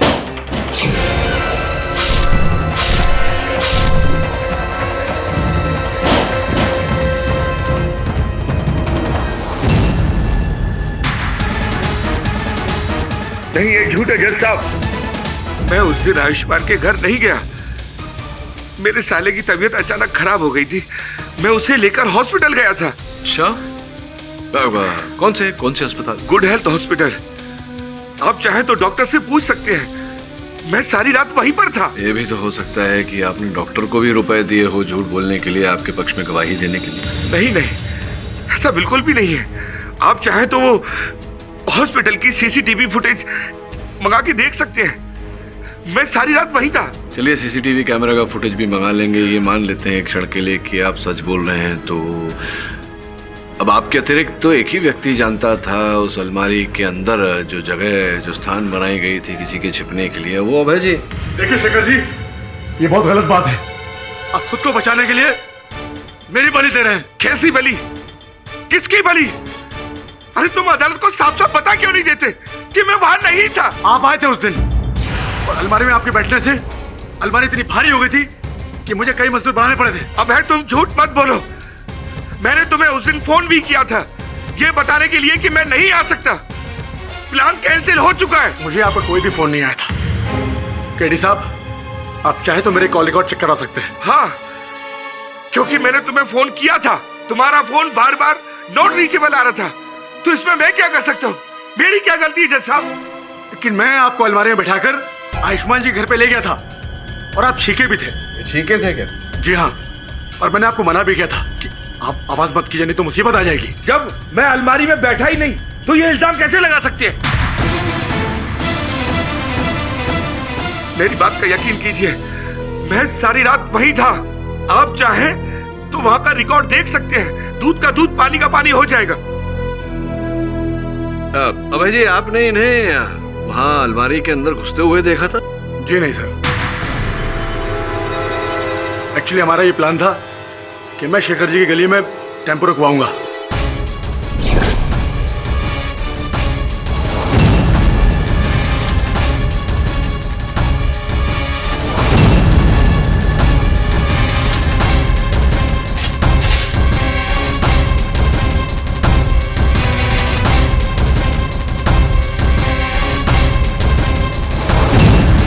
आपको कैसे पता कि दबे पांव आए और पीछे बैठ के देखा था या नहीं देखा था? जी नहीं, मैं ड्राइवर के साथ आगे बैठा हुआ था। जब इसने मुझे अलमारी में बैठते हुए देखा ही नहीं तो ये मुझ पर इल्जाम कैसे लगा सकता है? शेखर जी, आपके अलावा और कौन जानता था कि अलमारी में छिपने की जगह है? तो क्या ये फर्नीचर वाला के बैठेगा क्या? एक बात बताइए, आपके और अभय जी के अतिरिक्त उस अलमारी के बारे में और कोई जानता था? नहीं, किसी को नहीं पता है। याद करिए, अगर किसी और को बताई होगी बात। हाँ हाँ शेखर जी, याद कीजिए, अच्छी तरह याद कीजिए, बहुत समय है हमारे पास। याद आया, मैंने उस दिन अभय को फोन किया था। जब अभय का फोन नहीं लगा तो मैंने करणवीर से रिक्वेस्ट की कि वो अभय से मिले और उसको कहे कि हमारा प्लान कैंसिल हो चुका है। किससे? करणवीर से।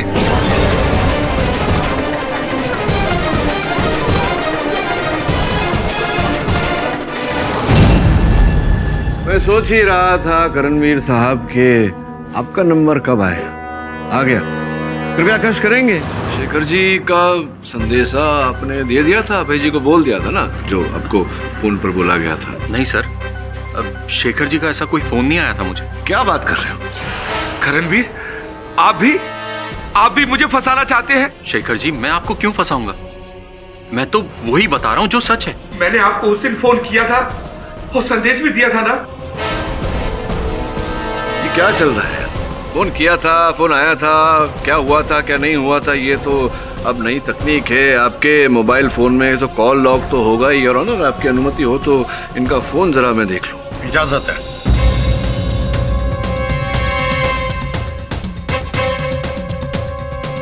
हाँ, ये देखिए, ये आप ही का नंबर है? जी।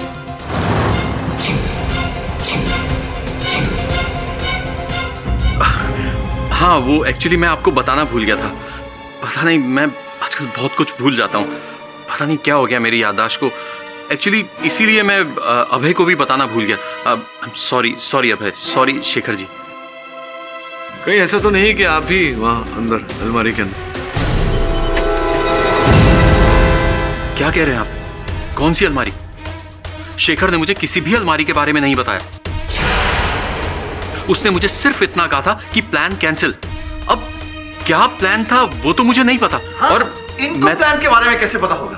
प्लान तो सिर्फ धर्मवीर को ही पता होगा, या तो अभय के थ्रू या फिर शेखर के थ्रू।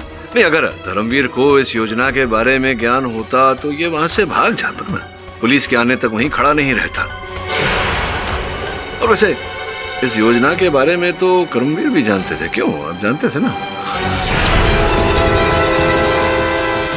ये सब बकवास है, झूठ है, ये मुझे फंसाने की साजिश है। राजवीर जी, आप कुछ करते क्यों नहीं? मैं निर्दोष हूं। अब वो क्या करेंगे, कुछ नहीं कर सकते। वैसे आप बच गए थे। उस दिन आपका जीवन बच गया था जब पुलिस ने गोली चलाई थी। पुलिस की गोलियां? पुलिस ने गोलियां चलाई थी ना आप पर, 2, जब आप ये खंजर चुराने का प्रयास कर रहे थे। भूल गए आप?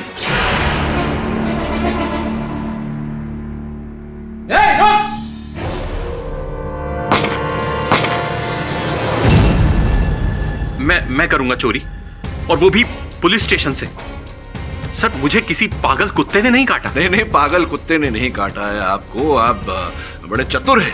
आप सबको ये आभास देने का प्रयास कर रहे थे कि कोई चुड़ैल है, कोई भूत प्रेत है जो खंजर चुराने का प्रयास कर रहा है। तो हो सकता है ये काम किसी भूत प्रेत या आत्मा ने किया। कैसे हो सकता है? क्योंकि भूत प्रेत इत्यादि तो बुलेट प्रूफ जैकेट तो पहनते नहीं। Bullet proof jacket? जी, इन्होंने पहना था जब पुलिस ने इन पर गोली चलाई थी। नहीं जज साहब, ये बिल्कुल झूठ है। मेरे पास कोई भी बुलेट प्रूफ जैकेट है ही नहीं। हाँ, नहीं है आपके पास, मतलब था। अब वो जैकेट हमारे पास। योर ऑनर, इनके बारे में मैं अदालत को कुछ बताना चाहूंगा। ये राजनीति में पूरी तरह से घुसे हुए हैं।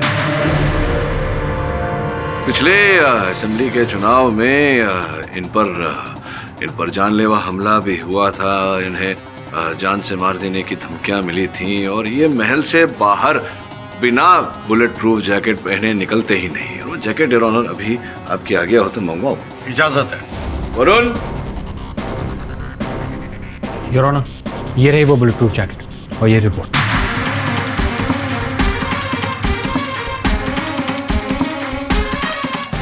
योर ऑनर, इस रिपोर्ट के अनुसार इनके बुलेट प्रूफ जैकेट में 2 स्लग्स पाए गए हैं 0.4 कैलिबर के। और इस रिपोर्ट से स्पष्ट होता है कि पुलिस ने इन पर इसी कैलिबर की 2 गोलियां चलाई थी। अब बताइए। इस तरह आप मेरे घर में घुस नहीं सकते, और वो भी बिना सर्च वारंट के। मैं आपके ऊपर केस कर दूंगा केटी पाठक साहब। पुलिस ने जो गोली चलाई और उसकी रिपोर्ट हमने निकलवाई, अब ये सब संयोग तो हो नहीं सकता। योर ऑनर, इन पर संदेह मुझे उसी समय हो गया था जब वॉचमैन ने मुझे बताया कि आयुष्मान की जिस रात हत्या हुई ये घर पर थे ही नहीं। मुंह खोलिए, बोलने का समय आ गया है। हाँ, ये सच है कि आयुष्मान को मैं नहीं मारा।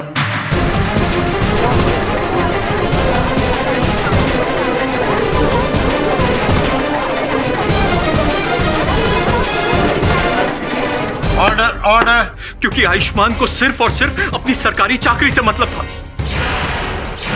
हमारे पूर्वजों की हवेली, उनकी आन बान और शान का महत्व नहीं समझ रहा था वो।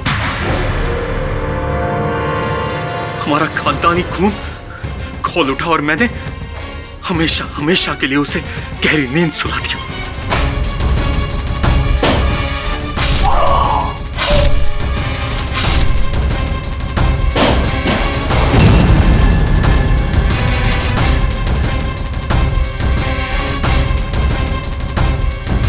और वो शाही खंजर, उसे कैसे गायब करते थे? वो खंजर कभी अपनी जगह से हिला ही नहीं था। वो तो केवल आंखों का धोखा था। मैंने एक ऐसे ग्लास कवर का इंतजाम किया जिस पर खंजर के खाली स्टैंड वाली 3D तस्वीर हो।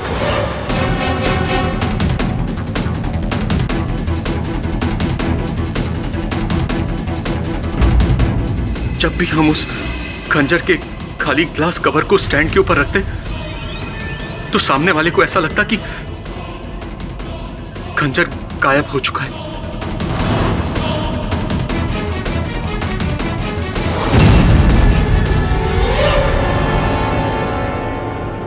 जबकि खंजर योर ऑनर वही था, 3D कवर के नीचे।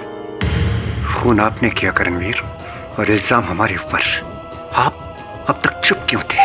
भैया, मेरा यकीन कीजिए, मुझे अंदाजा ही नहीं था कि आयुष्मान का छोटा भाई अंशुमन उस समय उनसे मिलने आने वाला है, और आप भी वहां पर मौजूद होंगे।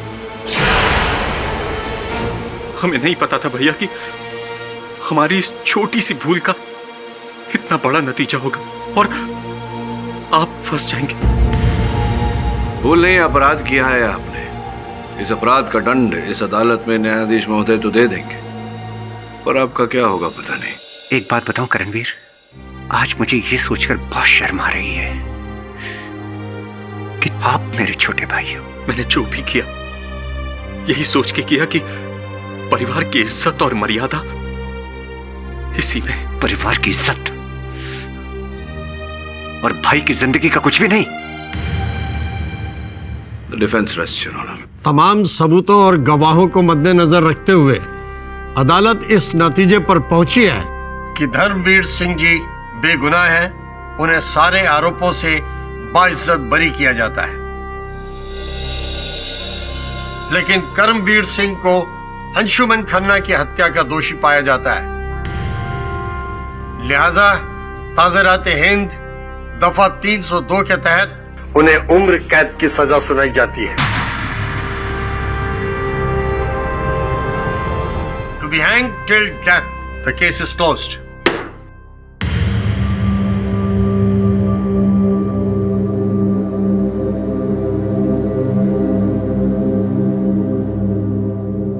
राठौर साहब आज्ञा दीजिए। वाह पाठक साहब, ये गुत्थी भी आपने सुलझा दी। अब अगली पहल? अब क्या पहल राठौर साहब, थक गया हूँ, सोच रहा हूँ गोवा जाके छोटी सी कुटिया ले लूं, ब्याह कर लूं, बच्चे बच्चे कर लूं। वैसे आपका तो जुकाम ठीक हो गया? अरे हाँ, क्या बात है। और भी दिलचस्प कहानी देखने के लिए हमारे चैनल को सब्सक्राइब करें और बेल आइकॉन दबाना न भूलें।